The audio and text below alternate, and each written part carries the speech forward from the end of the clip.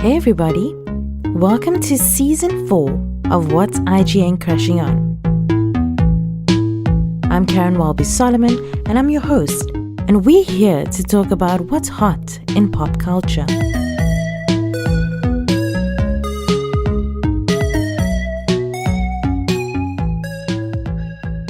Today's episode is brought to you by Syntec. Syntec is a technology company that sources and distributes industry-leading products and brands from around the world.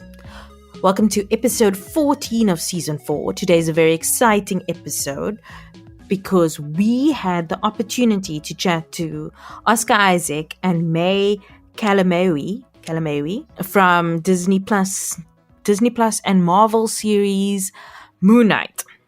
Woohoo! So, as you guys might know, Disney Plus is launching in South Africa on the 18th of May. So, in anticipation for the launch, we got an opportunity to chat to these amazing stars, and I got to. Stop. You have to sound so much more excited. I'm like, it's fucking Oscar Isaac, and you're like, oh yeah, we chatted to like Oscar Isaac. He was like.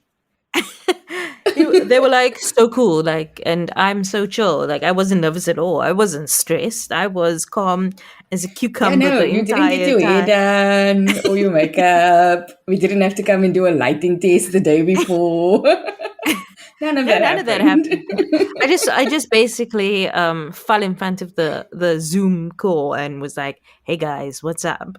And yeah, I'm not gonna lie. When he said, "Hi, Karen," my stomach jumped. Like I didn't even know my stomach could do those kind of things.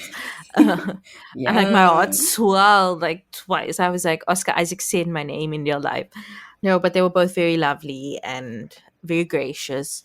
And so I should say that Moon Knight will be launching on Disney Plus on the 18th of May, all the episodes.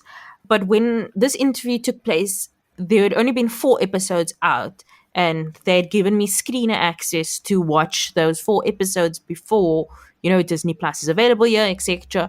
So the interview is based on those 4 episodes.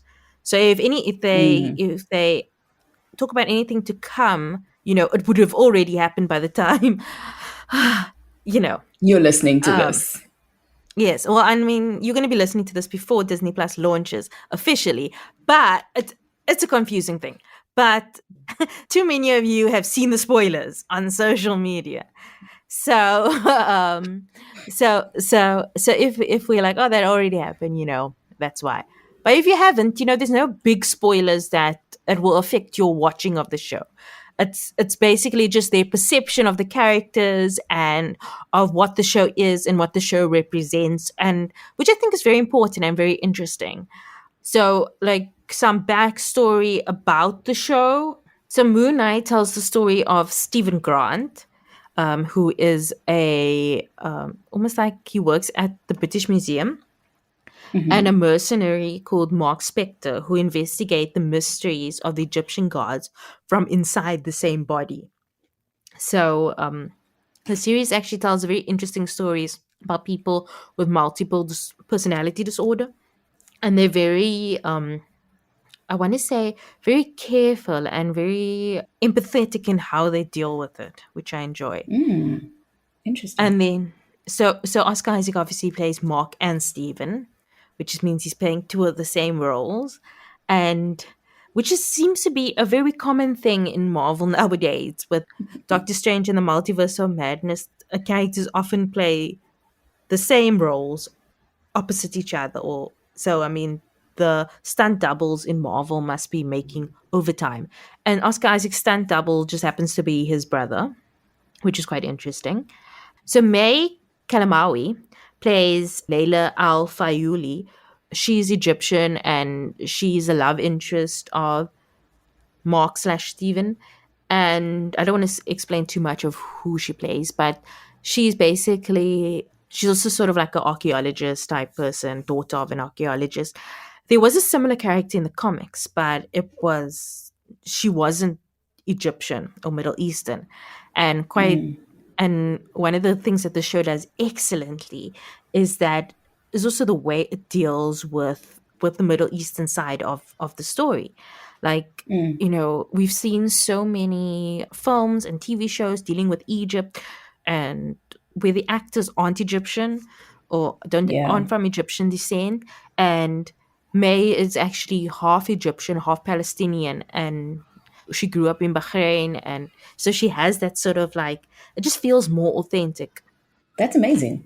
So yeah, so it's a very compelling show, and I will keep you like gripped, because I was gripped. Like, I watched all 4 episodes in one night. I was like, so because I was preparing for the interview, but also because it was so well done. It was so interesting. So yeah, so we got an amazing opportunity to chat to them. And also this week on Thursday was the media showcase of Disney Plus, where they revealed to us everything that's going to be on the streaming platform. So it was very When you exciting say because, everything, you mean everything that's going to yes, be on there. It's insane. so there's over 1,000 films, more than 1,500 series, and a slate of almost of 200 exclusive originals. So what also makes Sure. it so exciting, and we were discussing this before we started recording, was because we don't have all the other streaming services and platforms that they have in the US. Disney Plus is our platform because it's all the Disney properties in one. So that includes obviously all the Disney stuff, Disney Channel, like all their shows, the whole vault of Disney movies. There's everything that Pixar, there's Marvel, Star Wars, of course. There is Star, which is, first National Geographic, and then there's Star, which has all the adult content. So, which Star isn't like, you won't get Star necessarily in America, I don't think. Well, I don't know, but in the Europe and everywhere else, that performs the adult content. So that's where you get content from Hulu, from Fox, from FX, and all the other 20th Mm. century 20th Century Fox, which also Fox Searchlight, which Disney owns all of those areas. So we're getting all of these things under one banner, which is exciting, which means we don't have to subscribe for 20 different streaming services to get like the content. We We just just need need the that one, one. which is amazing. Yeah, and like I mean, you guys can find the list online. I think News 24 published it, and Business Tech or one of the other. They published they embedded that entire PDF of everything you're gonna get on there. And I mean, I sent it to you as well. And there's like, Yeah, it was a lot. it was a lot. It's like when I tweeted about it, and I was like, oh, they have a lot of movies. Like, it's like movies you Because you you can't know. list all of it. It's It's way like, too much. and it's like, I no, mean, if you're if you saying the entire catalog of Disney movies, and I'm like, Disney's been around for ages, and you're including Fox Searchlight, and you're including, it's way too much. Like, I'm so excited. I wasn't yeah. expecting, for some reason, I forgot Hulu was a part of it. And like, Mhm. I'm just so excited to see Only Murders in the Building and Abbott Elementary. So, like, because those things I've been seeing the timeline talk about, and I'm like, I Yeah. want to play with. So, So, I'm very, very excited. so Abbott Elementary in the US is on ABC, which is also owned by Disney. So all the ABC things like Grey's Anatomy, Station 19, all of those stuff, also all 911, all are going to be on the platform. So Disney is encouraging everyone to tweet what they want to watch first, and then hashtag it my first stream. Oh, So for nice. you it'll be like Only Murders in the Building, and you're like, that'll be my first stream. So I mean, I tweeted earlier that, like, I'm very excited to rewatch Ally McBeal, because Ally McBeal was on Fox back in the day, and now that's owned by Disney. And I was just like, everything, the things like Ugly Betty, you watch that. Oh, I've been waiting for that to be streaming somewhere. To be Then able to plus, rewatch it. yeah, the new Kardashian show. I mean, we talk about the Kardashians for a lot on this show. So The fact that you yes, said the Disney Channel, I just remember, isn't Recess part of yes, she says Disney? it's a Disney Channel. Oh, guys, when am I gonna find the time to watch all this stuff? Exactly. I'm like, I'm so excited, but what am I gonna watch this stuff? There's so much to see. And there's like all Also, the because I movies. know. Go on. Sorry, also because I know Steve and I are gonna fight over what we're gonna watch.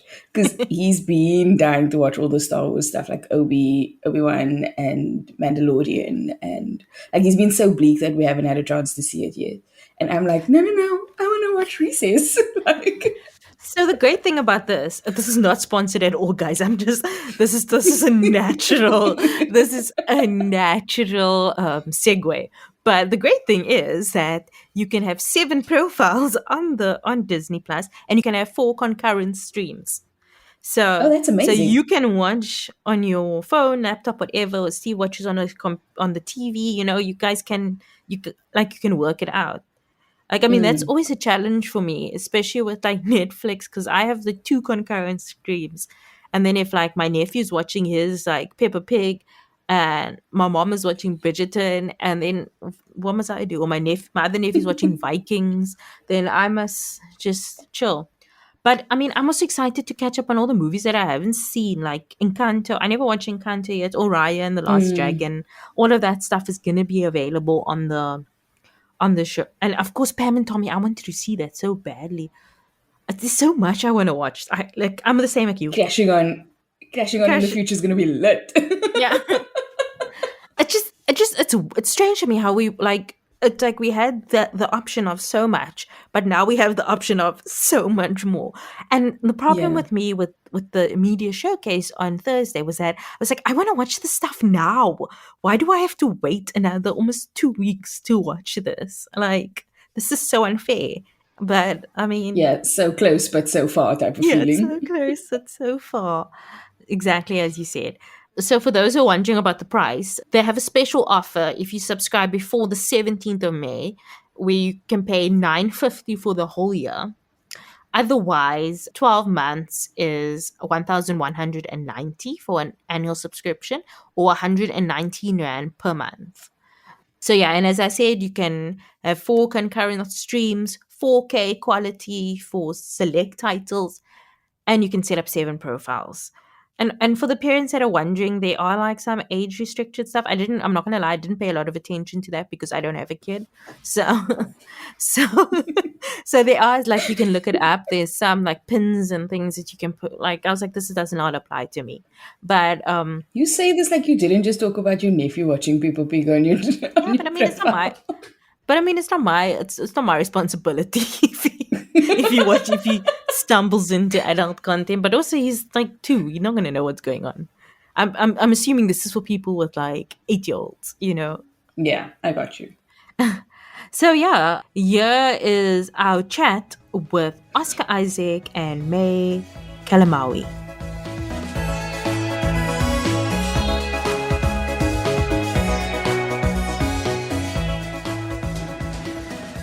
How do you play someone with this type of disorder who is supposed to be a superhero so well, and the 2 personalities don't have anything in common? Mm. Yeah, well, the first step was to just really read a lot about people that suffer from dissociative identity disorder, and just to get a sense of what it feels like to have to live with that, and how it manifests itself. And then after that, it was about finding. First was like finding the character of Stephen, and one that I'd want to, that I'd want to play for a very long amount of time, because I knew it was going to be a long shoot. And, I saw an opportunity to create a really different kind of character than one that I've played before. And so once I found him, then it was about figuring out the counterpoint to that, which was Mark, and how to make them as contrasting as possible. But really, it's about what Stephen provides for Mark. What is that release? What is that? In a way, it's like the fantasy of a life that is normal, it doesn't have the horrible trauma that Mark endured. And so then it was just about playing with those two. And then as far as shooting, it was, at first, it took me a little while to be able to switch between the two. I didn't feel totally comfortable. So I asked if we could just stay in one character when we would shoot. I mean, if we could that week, if not, at least on that day. And then as it went on, I got more comfortable. And then by the end of it, I could switch pretty easily. There's an adventurous element in the series, and particularly in episode 4, there's a feeling of a bit of Indiana Jones, Tomb Raider. Were those also an inspiration for the roles and the whole atmosphere of the series? Yeah, when I spoke to Kevin Feige before starting, he told me that there was elements of, he was most excited about the Egyptian lore and the Egyptian mythology, and that this was an opportunity to really delve into that world. And of course, in Western movies, the big ones that were, that played with those kind of archaeological adventures was Indiana Jones, and then Tomb Raider, a bit of the Mummy. So those were, obviously aware of those things, but I think there was an opportunity to try to do something different. And the most different thing is actually getting someone to direct it that is from the area, and to hire Mohammed Diab to bring some real authenticity to it and a real modern point of view. It's not just the same old kind of Western cliches and ideas of what that is. So yeah, that was definitely part of it. From a character standpoint, not so much, because he's so a specific thing. He's so different. That's maybe something that landed more on May's table for Layla, who's really much more of like that kind of adventure as far as archaeology. I don't know if there's anything you want to say about that, May.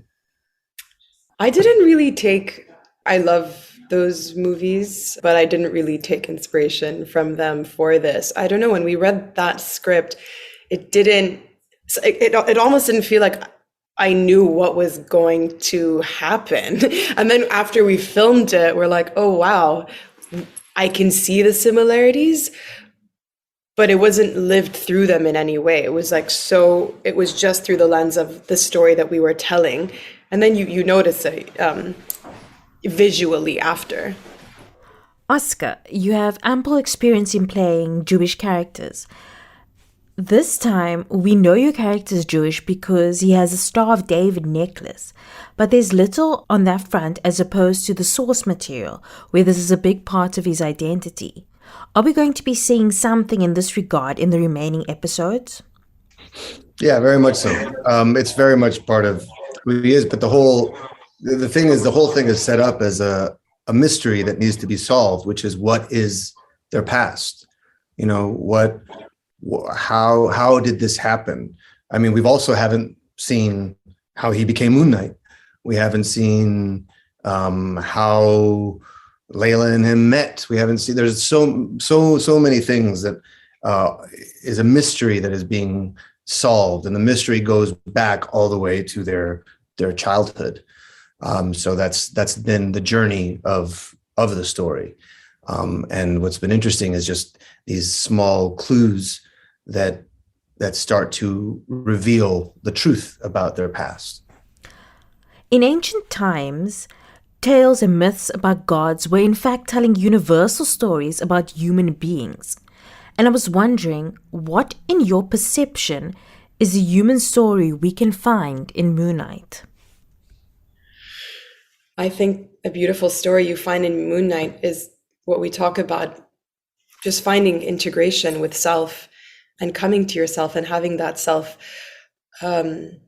discovery and realization. And it feels like Moon Knight is the character who's so obviously going through it, but everyone, he's almost like sucking everyone around him to go through the same thing as well as they're, revolving around him. Yeah, it's the whole thing for me can be seen through a traditional kind of comic book narrative, but for me, it is all symbols. It's all metaphor for surviving trauma and confronting your own pain, and the things that have allowed you to survive that trauma. Some of those tools, how those things need to evolve eventually as well. That at a certain point, that same way of living isn't sustainable anymore, and there has to be a new level of healing and a new level of integration, as May says. So for me, everything that you see is an external representation of his internal struggle that is happening. How did you prepare for this role physically and mentally? Oscar. Hey, come on. I mean, you trained way more than I did. Physically, I trained for 2 months with the stunt team that we had and my personal trainer. So it was like 3 hours a day. And then I just kept that on throughout whenever I could, because I found that the stunt training is what really helped me find Layla. And she's very different to me in a lot of ways. And I had to find those nuances. And then once I found that, I found ways to kind of bring myself to the character as well. And yeah, that's more of the physical aspect. And with the mental, I'd say it's as we were filming and as we had scenes together, Oscar, I was able to discover her more through really her sort of not reaction, but how she processed the condition and the changes between Stephen and Mark. And taking that in taught me a lot, because I'd always be like, I feel like she'd be really annoyed right now. This is really weird that she's kind of being very compassionate. And then I was like, oh, this is Layla. So I had my own battle with how to deal with it. And I found that the character kind of told me who she was. Yeah, and I started training with some friends of mine here in Brooklyn. Before I'd really connected with the stunt team, not knowing what it was going to entail. I started just, doing some basic fight choreography stuff, some basic jujitsu things, some parkour, a little capoeira, little different things. And one of the people that I trained with, Loic, he ended up auditioning and playing Beck in the show, who Layla ends up stabbing with her pretty necklace, and so that was really fun. It was just, the whole thing felt like very, very organic, and as I said, it was just a lot about studying DID and what the experience of living with something like that is like, and then trying to show that. What aspect of your character or characters do you feel that you related to the most? There's something about characters that I'm always drawn to that feel like outsiders, that feel like they're on the outside looking in. That's just something I've always been drawn to. And so I think certainly Stephen feels like an outsider, and he's in some ways very desperate to connect, even though he doesn't have the tools to be able to do it the way maybe other people that have more social skills do. And then the idea of Mark, there's elements of the pain and the battle with honesty and being afraid of being truthful in certain regards, and having to come to terms with that. Those are all things that felt powerful emotionally. I found that Layla's a seeker in many ways, and she's for the people and will fight at any cost for what she believes in. And she's much more physical than I am, but I find that mentally I found similarities there. Yeah. May, you play an Arab character in the show, and how important was it for you to bring cultural authenticity to your character? And how important is it for actors such as yourselves in this position to use your role and your power to ensure that there are diverse characters played on screen without any negative stereotypes seeping into the writing? I mean, it's interesting because I receive messages from people thanking me, and they're like, it's so nice to see someone who looks like me. And for me, I'm like, I'm just one of you. This is new for me too. And the only difference is like I stepped into it to do it, but it's just as huge for me. And it allows us to feel there's a lot of self-acceptance that comes with that. I saw it with myself throughout the filming. I felt so much more confident towards the end. And it's a real gift that we are all deserving of, to feel that space that we are worthy of being there and expressing ourselves fully, and discovering how to express what's true to us, not what we think we might need to express to sort of, fit in. And that was huge for me. I laughed about this with Oscar because I think I said it in an article where I was like, I don't want to take inspiration from someone in the West like Angelina Jolie, and I think she's wonderful. But everyone is comparing in the sense that she's Tomb Raider, and there are similarities. But it's so beautiful to look at women in all different cultures, and what does it mean to bring certain differences or the nuances to the screen. And that was really important to me. And a lot of it was even just like how I kept my hair, because Arab women have curly hair. A lot of Arab women have curly hair, and a lot of times they're changing that.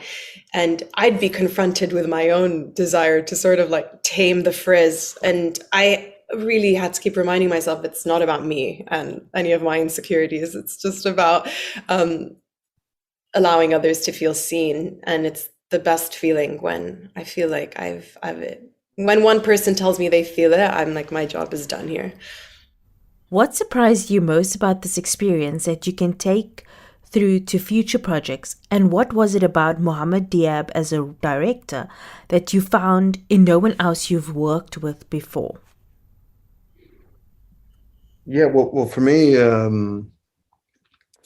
I didn't expect that it was going to be such a collaborative situation, that there would end up being so much trust built, that I was just part of the storytelling team. It wasn't so like I am the actor and this person's this and that. The egos kind of melted away, and all of us became a team. Everybody became a team trying to tell this story.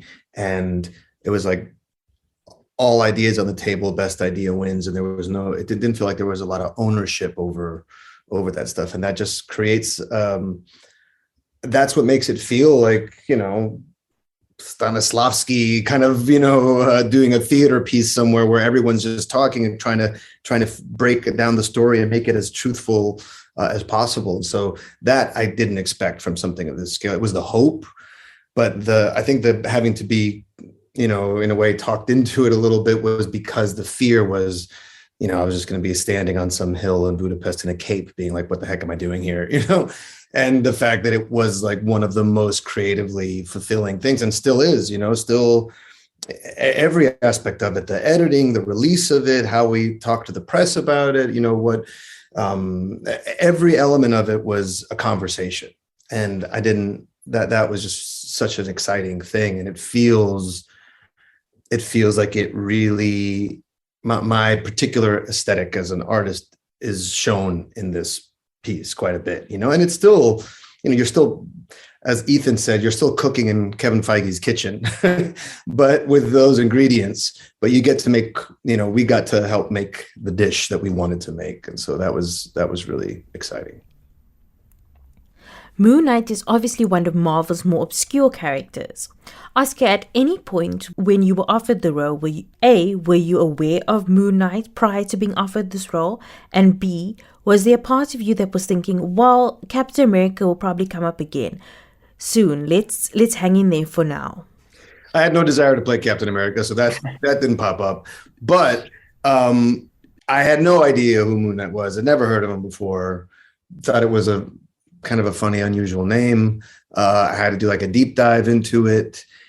And all I saw at that point was opportunity to actually create something, because there was no real expectations. Even within the comic book, he's changed so drastically from writer to writer. His backstory has changed, his look has changed, the characters around him have changed so much. So it felt like we had quite a big resource to pull from to figure out what excited us and what we wanted to explore.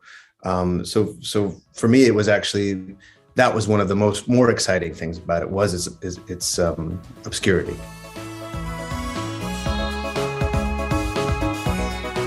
So that was our interview with Oscar Isaac and May Calamawy from Moon Knight.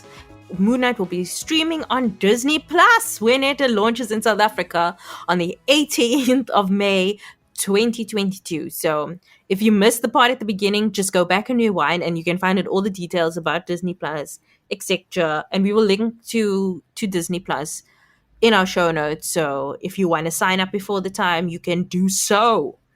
So before we head off for the week, Leanne, what have you been crashing on? Two very different things. So Netflix got season 5 of Superstore. I can't remember if we spoke about. I think you might have spoken about it, but I hadn't seen it because it wasn't out on Netflix yet. But yeah, season 5 of Superstore, the pandemic season, as it were, so good. I think just the way they've taken the growth of all the characters, it's a lot. Except they broke my heart in the first episode or two. I was like, what is this? Why would you do this to us? And yeah, so I think we've just passed halfway, but excited to see where they're taking it, because you can see they're kind of ramping up for their sixth and final season, just with where the storyline is going. And it's so cool to see how they're building in great endings for all the characters. Like you can see how they're moving stuff into place. But yeah, no, everyone is still hilarious and the shenanigans are still on point. So having a ball of a time. It's also weird watching them go through the beginning of the pandemic now that we're kind of out of the pandemic, inverted commas. Yeah.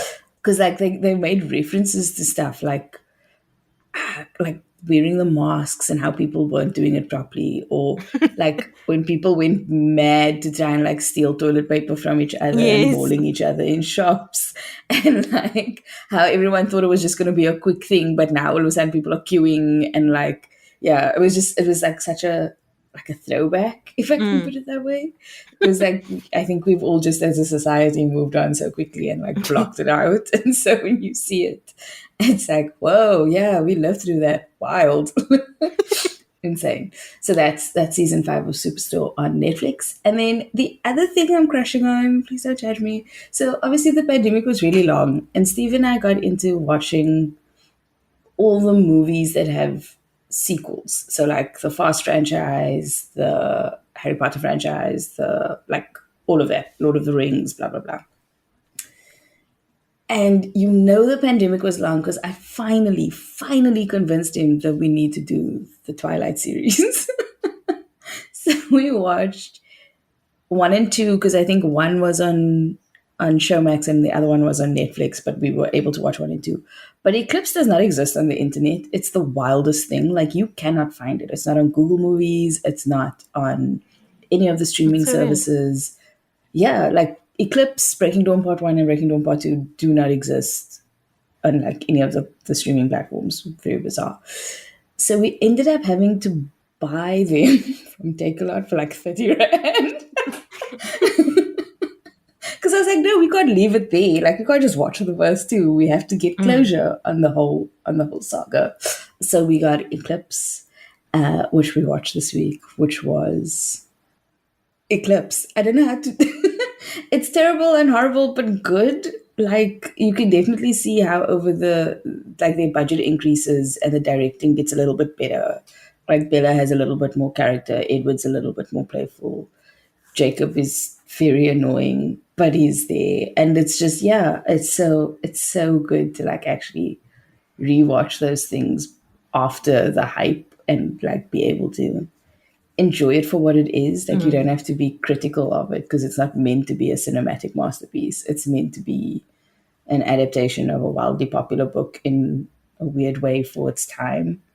And just remembering that the soundtrack to those movies was so fire. Just like, why is the music so good for those movies? I wanted to go back and listen to all the emo rock pop stuff. Anyway, that was what I was crashing on this week. Bit of a weird mix. For me, I went back to the cinema the past week or so, and I watched two films. What could also say they're pretty different. So the first film I went to go watch was Downton Abbey: A New Era. It was It was a lovely film. It was very much like for the fans and like a kind of a Mm-hmm. closure of the series and the other film. And like it wasn't like maybe, I mean, if you're coming into it blind, it's you're not gonna know what's going on. But like, and it didn't exactly do anything new or anything rebellious or anything like exciting, but it was comfort food. It was like what you know, the Mm. people you know, the storylines you know, like predictable and stuff. But I cried. Like I was like bawling my eyes out in the movies for that film. It was there was a scene like I just love those characters so much that like it just like affected me. And my mom was sitting next to me and she was crying too. And the two of us are just like wiping our Oh. tears. Like it was very beautiful and it was such a lovely gift for the fans, I think. And then the Mm. second film I went to go watch was Doctor Strange in the Multiverse of Madness, staying on our Disney theme. I still haven't really come to terms with how I feel about it. I Okay. wasn't mad about how they dealt with one of my favorite characters, but it's fun, it's exciting. It plays with new ideas, which I like, and does something different. But it also gets a little bit confusing at times. Like I said to my nephew, like because both of us are quite into it, and we watched all the stuff, and I was saying that like I also need like a little bit of a previously on, like this is how the world is Mm.